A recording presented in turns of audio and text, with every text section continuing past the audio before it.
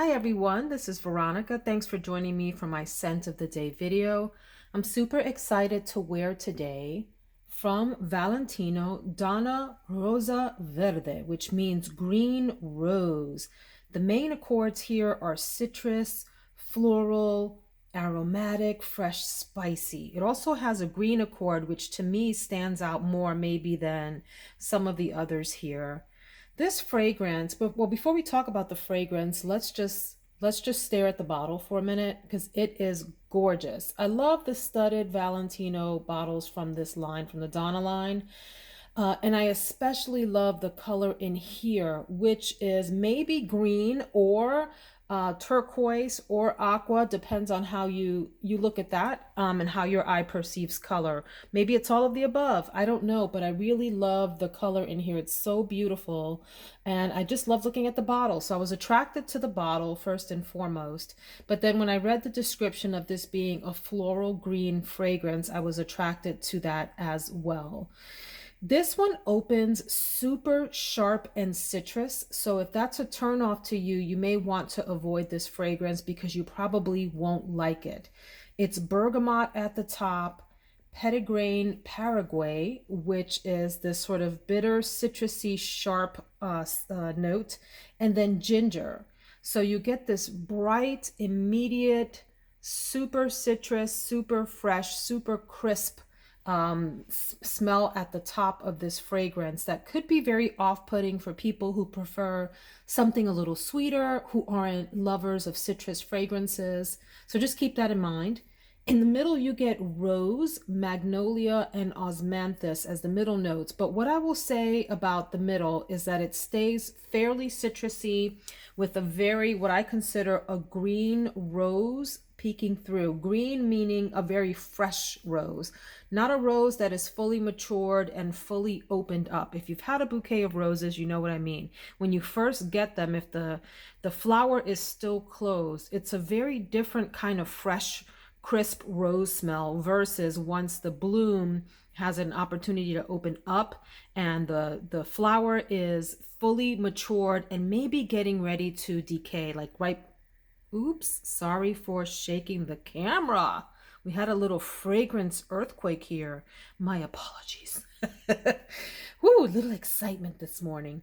Anyway, back to the flowers. When you have that flower, the rose that's fully bloomed and about to decay, that's a very different kind of smell that you're getting off of the rose than when you first bring it into the house and plop it in your vase of water and they're still freshly cut and green. This is on that green side.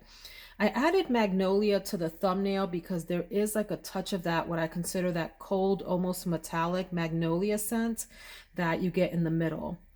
As this begins to settle down fully, you have in the base mate, ambrette, and then a wood, patchouli kind of set of notes. But what I get in the base, I would call it a tart but also kind of floral, nutty fragrance. That's what I get. And it's really nice. It's almost like slightly, imagine like maybe a greener version of the dry down of Girl of Now. Something like that in the base of this with some citrus added in. Because you still get that citrus, I think, throughout the fragrance, the entire life of the fragrance, which gives it a little bit of crispness and tartness all the way through its life. I will say that as this fully settles down, it becomes a bit more of an intimate scent. It's not heavily projecting, at least not that I can perceive, but you can still smell it. It doesn't, totally dry down and go away.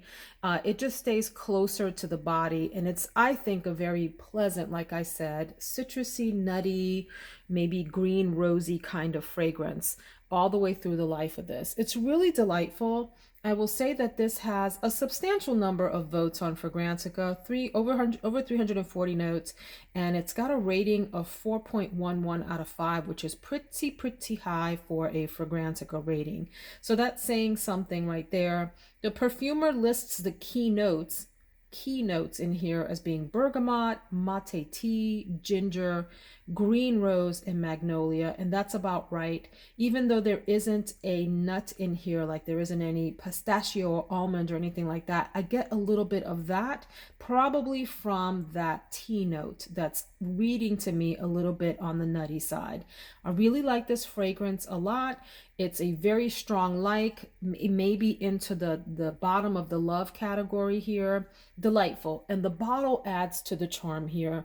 I love reaching for this. It feels good to pick this bottle up. It's a nice heavy bottle and it's very aesthetically pleasing to the eye to me. I enjoy holding this and spraying this. This is a special one in my collection. This is a keep. I don't see this going to the declutter anytime soon, certainly not within the next year or so.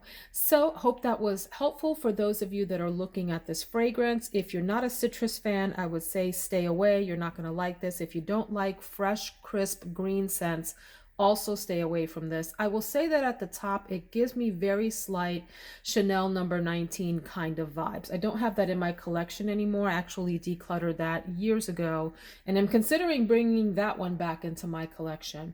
But anyway, it's giving me that same kind of greenish vibe that you get from Chanel number 19, except maybe more interesting. Chanel number 19 can be a little bit linear.